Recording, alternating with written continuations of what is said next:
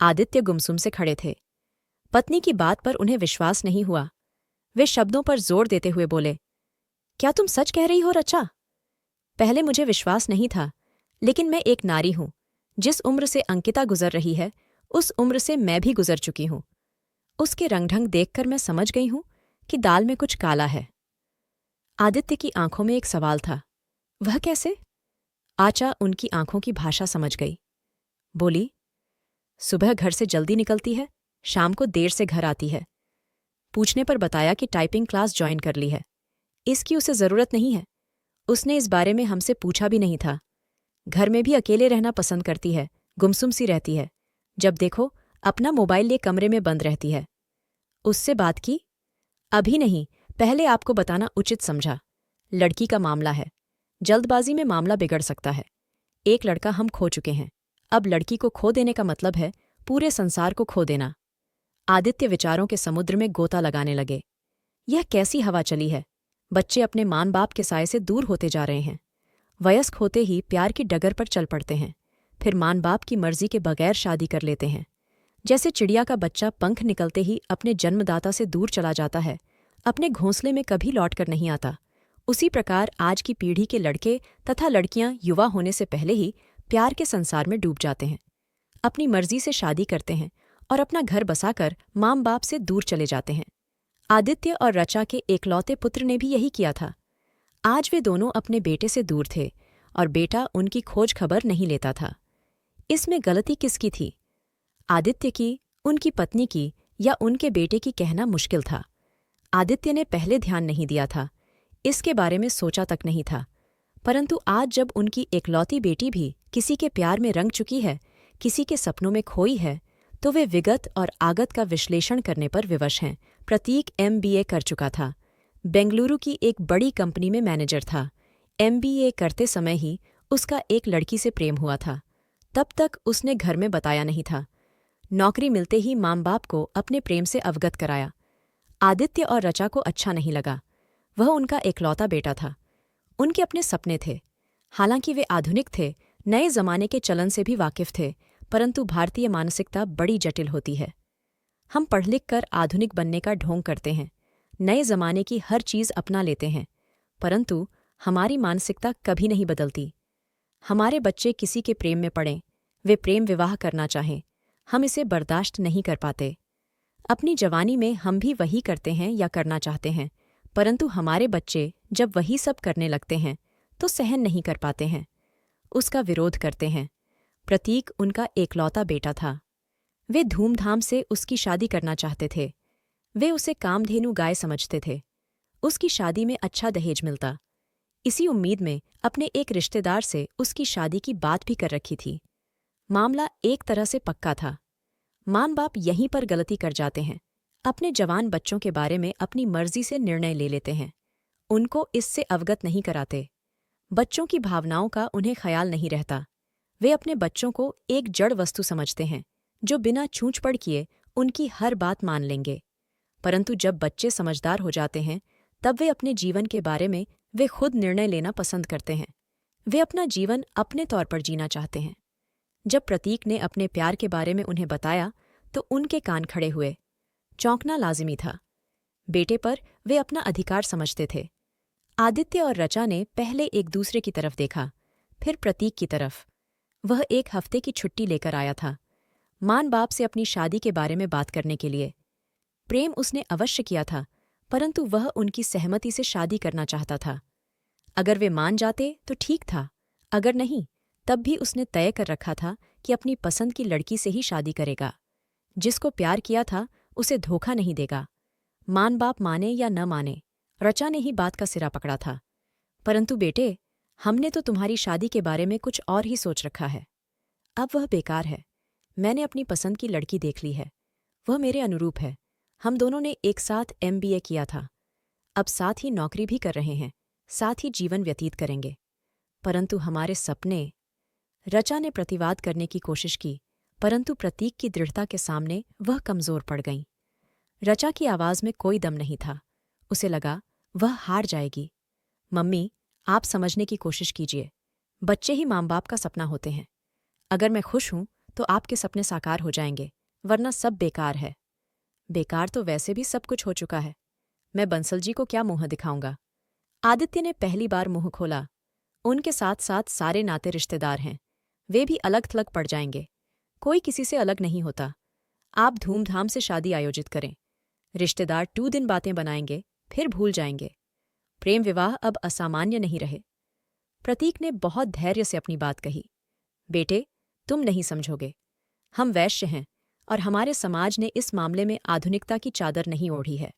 कितने लोग तुम्हारे लिए भाग दौड़ कर रहे हैं, अपनी बेटी का विवाह तुम्हारे साथ करना चाहते हैं। जिस दिन पता चलेगा कि तुमने गैर जाति की लड़की से शादी कर ली है, वे हमें समाज से बहिष्कृत कर देंगे। तुम्हारी छोटी बहन की शादी में तमाम अड़चनें आएंगी। उसका भी प्रेम विवाह कर देना, प्रतीक ने सहजता से कह दिया। परंतु आदित्य और रचा के लिए यह सब इतना सहज नहीं था। बेटे, एक बार तुम अपने निर्णय पर पुनर्विचार करो। शायद तुम्हारा निश्चय डगमगा जाए। हम उससे सुंदर लड़की तुम्हारे लिए ढूंढकर लाएंगे। किसी ने प्रतीक की बात का जवाब नहीं दिया। वे अचंभित, भौचक और ठगे से बैठे थे। वे सभ्य समाज के लोग थे, लड़ाई झगड़ा कर नहीं सकते थे। बातों के माध्यम से मामले को सुलझाने की कोशिश की, परंतु वे दोनों न तो प्रतीक को मना पाए, न प्रतीक के निर्णय से सहमत हो पाए। प्रतीक अगले दिन बेंगलुरु चला गया। बाद में पता चला उसने न्यायालय के माध्यम से अपनी प्रेमिका से शादी कर ली थी। वे दोनों जानते थे कि प्रतीक ने भले अपनी मर्जी से शादी की थी, परंतु वह उनके मन से दूर नहीं हुआ था। बस उनका अपना हठ था।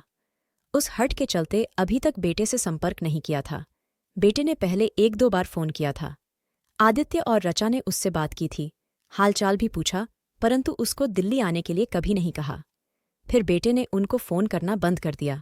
अब शायद वह हठ टूटने वाला था। अंकिता के साथ वह पहले वाली गलती नहीं दोहराना चाहते थे। आदित्य ने शांत भाव से कहा, रचा, हमें बहुत समझदारी से काम लेना होगा।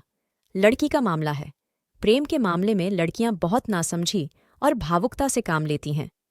अगर उन्हें लगता है कि मां बाप उनके प्रेम का विरोध कर रहे हैं, तो बहुत गलत कदम उठा लेती हैं। या तो वे घर से भाग जाती हैं या आत्महत्या कर लेती हैं। हमें ध्यान रखना है कि अंकिता ऐसा कोई कदम न उठा ले। रचा बेचैन हो गई। क्या करें हम? कुछ करने की आवश्यकता नहीं है, बस उससे बात करो। उसकी सारी बातें ध्यान से सुनो। उसके मन को समझने का प्रयास करो। शायद हम उसकी मदद कर सकें। अगर वह समझ गई तो बहकने से बच जाएगी। उसके पैर गलत रास्ते पर नहीं पड़ेंगे। ये रास्ते बहुत चिकने होते हैं, फिसलने में देर नहीं लगती। ठीक है, रचा ने आश्वस्त होकर कहा। आर्चा ने देर नहीं की, जल्दी ही मौका निकाला। अंकिता से बात की। वह अपने कमरे में थी। रचा ने कमरे में घुसते ही पूछा, बेटा, क्या कर रही हो? अंकिता हड़बड़ाकर खड़ी हो गई। वह बिस्तर पर लेटी मोबाइल पर किसी से बातें कर रही थी। अंकिता के चेहरे के भाव बता रहे थे जैसे वह चोरी करते हुए पकड़ी गई थी। रचा सब समझ गई, परंतु उसने धैर्य से कहा, बेटा, तुम्हारी पढ़ाई कैसी चल रही है? अंकिता BA के दूसरे साल में थी। ठीक ठाक चल रही है, अंकिता ने अपने को संभालते हुए कहा। उसकी आंखें फर्श की तरफ थीं। वह मां की तरफ देखने का साहस नहीं जुटा पा रही थी। अंकिता जिन मनोभावों से गुजर रही थी, रचा समझ सकती थी। उसने बेटी को पलंग पर बैठाते हुए कहा, बैठो और मेरी बात ध्यान से सुनो। वह भी बेटी के साथ पलंग पर एक किनारे बैठ गई। उसे लग रहा था किसी लागल पेट की जरूरत नहीं, मुझे सीधे मुद्दे पर आना होगा। अंकिता का हृदय तेजी से धड़क रहा था। पता नहीं क्या होने वाला था। मम्मी क्या कहेंगी उससे? उसकी कुछ समझ में नहीं आ रहा था, परंतु उसके मन में अपराधबोध था। मम्मी ने उसे फोन करते हुए देख लिया था। अर्चा ने सीधे वार किया, बेटी, मैं तुम्हारी मनोदशा समझ रही हूं। मैं तुम्हारी मां हूं। इस उम्र में सबको प्रेम होता है। प्रेम शब्द पर रचा ने अधिक जोर दिया। तुम्हारे साथ कुछ नया नहीं हो रहा है, परंतु बेटी, इस उम्र में लड़कियां अक्सर बहक जाती हैं। लड़के उनको बरगला कर झूठे सपनों की दुनिया में ले जाकर उनकी इज्जत से खिलवाड़ करते हैं। बाद में लड़कियों के पास बदनामी के सिवा कुछ नहीं बचता। वे बदनामी का दाग लेकर जीती हैं और मन ही मन घुलती रहती हैं। अंकिता का दिल और जोर से धड़क उठा। बेटी, अगर तुम्हारे साथ ऐसा कुछ हो रहा है तो हमें बताओ। हम नहीं चाहते तुम्हारे कदम गलत रास्ते पर पड़ें। तुम नासमझी में कुछ ऐसा न कर बैठो जो तुम्हारी बदनामी का सबब बने। अभी तुम्हारी पढ़ाई की उम्र है, लेकिन यदि तुम्हारे साथ प्रेम जैसा कोई चक्कर है तो हम शादी के बारे में भी सोच सकते हैं। तुम खुलकर बताओ, क्या वह लड़का तुम्हारे साथ शादी करना चाहता है? वह तुमको लेकर गंभीर है या बस खिलवाड़ करना चाहता है? अंकिता सोचने लगी, पर उसके मन में दुविधा और शंका के बादल मंडरा रहे थे। बताए या न बताए? मम्मी उसके मन की बात जान गई हैं। कहाँ तक छिपाएगी? नहीं बताएगी तो उस पर प्रतिबंध लगेंगे। उसने आगे आने वाली मुसीबतों के बारे में सोचा। उसे लगा कि माँ जब इतने प्यार और सहानुभूति से पूछ रही हैं तो उनको सब कुछ बता देना ही उचित होगा। अंकिता खुल गई और धीरे धीरे उसने मम्मी को सारी बातें बता दीं। गनीमत थी कि अभी तक अंकिता ने अपना कौमार्य बचाकर रखा था। लड़के ने कोशिश बहुत की थी, परंतु वह उसके साथ होटल जाने को तैयार नहीं हुई। डर गई थी, इसलिए बच गई। मम्मी ने इत्मीनान की गहरी सांस ली और बेटी को सांत्वना दी कि वह सब कुछ ठीक कर देंगी। अगर लड़का तथा उसके घर वाले राजी हुए तो इसी साल उसकी शादी कर देंगे। अंकिता ने बताया था कि वह अपने साथ पढ़ने वाले एक लड़के के साथ प्यार करती है। उसके घर परिवार के बारे में वह बहुत कम जानती है। वे दोनों बस प्यार के सुनहरे सपने देख रहे हैं, बिना पंखों के हवा में उड़ रहे थे। भविष्य के बारे में अनजान थे। प्रेम की परिणति क्या होगी, इसके बारे में सोचा तक नहीं था। वे बस एक दूसरे के प्रति आसक्त थे। यह शारीरिक आकर्षण था, जिसके कारण लड़कियां अवांछित विपदाओं का शिकार होती हैं। और अचा ने आदित्य को सब कुछ बताया। मामला सचमुच गंभीर था। अंकिता अभी नासमझ थी। उसके विचारों में परिपक्वता नहीं थी। उसकी उम्र अभी 20 साल थी। वह लड़का भी इतनी ही उम्र का होगा। दोनों का कोई भविष्य नहीं था। वे दोनों बर्बादी की तरफ बढ़ रहे थे। उन्हें संभालना होगा। स्थिति गंभीर थी। रचा और आदित्य का चिंतित होना स्वाभाविक था, परंतु रचा और आदित्य को कुछ नहीं करना पड़ा। मामला अपने आप सुलझ गया। संयोग उनका साथ दे रहा था। समय रहते अंकिता को अक्ल आ गई थी। उसकी मम्मी की बातों का उस पर ठीक असर हुआ था। इसमें घबराने की क्या बात है? मम्मी ने तुम्हारे डैडी का फ़ोन नंबर, पता मांगा है। वह तुम्हारे घरवालों से हमारी शादी की बात करना चाहती हैं। अरे मर गए, क्या तुम्हारे पापा को भी पता है? उसके माथे पर पसीने की बूंदें छलक आईं।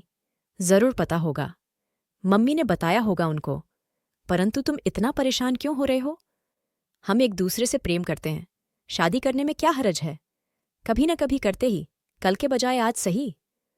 अंकिता बहुत धैर्य से यह सब कह रही थी। अरे, तुम नहीं समझती। ये कोई शादी की उम्र है। मेरे डैडी जूतों से मेरी खोपड़ी गंजी कर देंगे। शादी तो दूर की बात है। वह हाथ मलते हुए बोला। अच्छा? अंकिता की अक्ल ठिकाने आ रही थी। वह समझने का प्रयास कर रही थी। बोली, तुम मुझसे प्रेम कर सकते हो तो शादी क्यों नहीं? प्रेम मां बाप से पूछकर तो किया नहीं था। अगर वे हमारी शादी के लिए तैयार नहीं होते तो शादी भी उनसे बिना पूछे कर लो।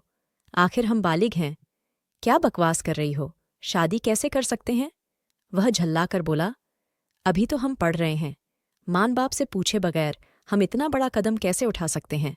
अच्छा, मां बाप से पूछे बगैर तुम जवान कुनारी लड़की को बरगला सकते हो, उसको झूठे प्रेम जाल में फंसा सकते हो, शादी का झांसा देकर उसकी इज्जत लूट सकते हो। यह सब करने के लिए तुम बालिग हो, परंतु शादी करने के लिए नहीं। वह रुआंसी हो गई। उसे मम्मी की बातें याद आ गईं। सच कहा था उन्होंने कि इस उम्र में लड़कियां अक्सर बहक जाती हैं।